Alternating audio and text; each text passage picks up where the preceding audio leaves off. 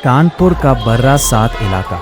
मंगलवार की दोपहर को यहाँ का माहौल बिल्कुल सामान्य था, लेकिन दोपहर करीब 3 बजे एक मकान की दूसरी मंजिल से ऐसी खबर सामने आती है जिसने न सिर्फ पूरे इलाके को झकझोर कर रख दिया, बल्कि हर किसी के रोंगटे खड़े कर दिए।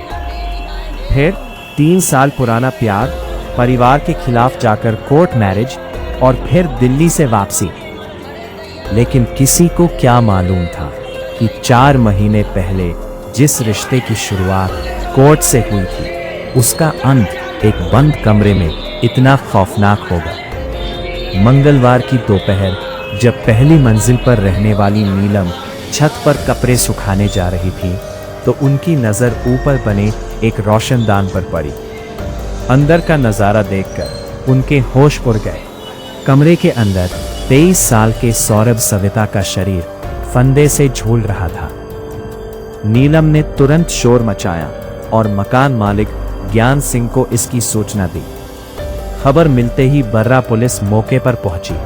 कमरे का दरवाजा अंदर से कसकर बंद था। पुलिस ने जब कुंडी तोड़ी और अंदर दाखिल हुई तो मंजर देखकर हर कोई सन्न रह गया। फंदे पर लटके सौरभ के पास ही फर्श पर बिछी चटाई पर उसकी 20 साल की पत्नी शालिनी उर्फ रानी बेसुध पड़ी थी। शालिनी की गर्दन पर कपड़े से कसे जाने के गहरे निशान थे।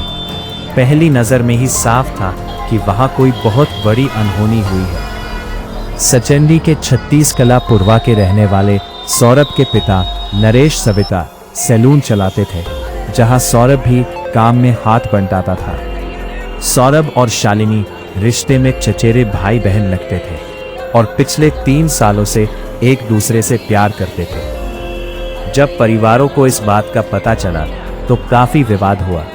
4 महीने पहले बात इतनी बढ़ी कि मामला सचंडी थाने तक पहुंच गया, लेकिन दोनों के बालिग होने के कारण पुलिस की समझाइश के बाद वे घर लौट आए। पर कहानी यही खत्म नहीं हुई। अगले ही दिन दोनों ने परिवार की मर्जी के खिलाफ जाकर कोर्ट मैरिज कर ली और अपनी नई जिंदगी बसाने दिल्ली चले गए। 5 दिन पहले ही शालिनी ने तबीयत खराब होने का बहाना बनाकर अपने घर फोन किया और दोनों दिल्ली से लौटकर बर्रा 7 में किराए के कमरे में रहने लगे। घटना वाले दिन यानी मंगलवार की दोपहर करीब 1:30 बजे शालिनी की बात अपने माता पिता से हुई थी।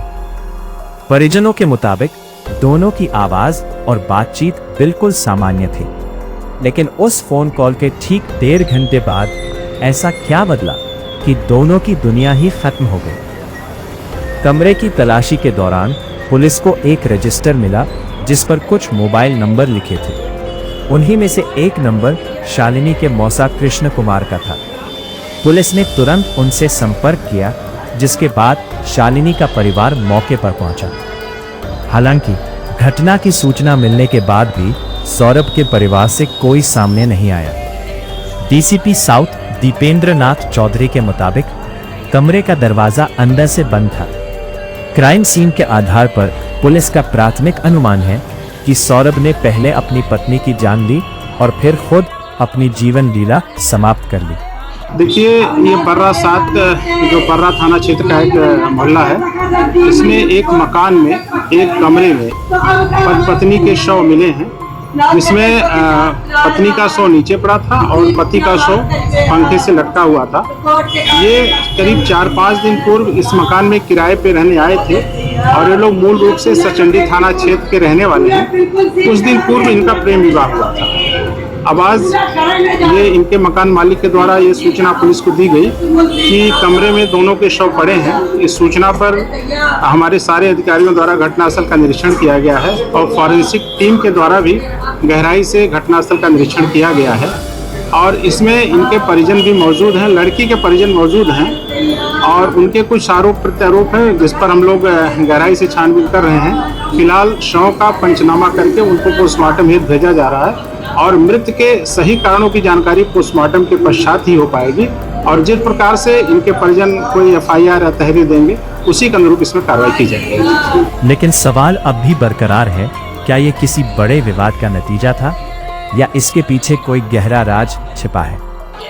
फिलहाल पुलिस ने दोनों के मोबाइल फोन्स को कब्जे में ले लिया है। उनके कॉल डिटेल रिकॉर्ड्स और सोशल मीडिया अकाउंट्स की गहनता से जांच की जा रही है ताकि इस दर्दनाक घटना की असली वजह सामने आ सके।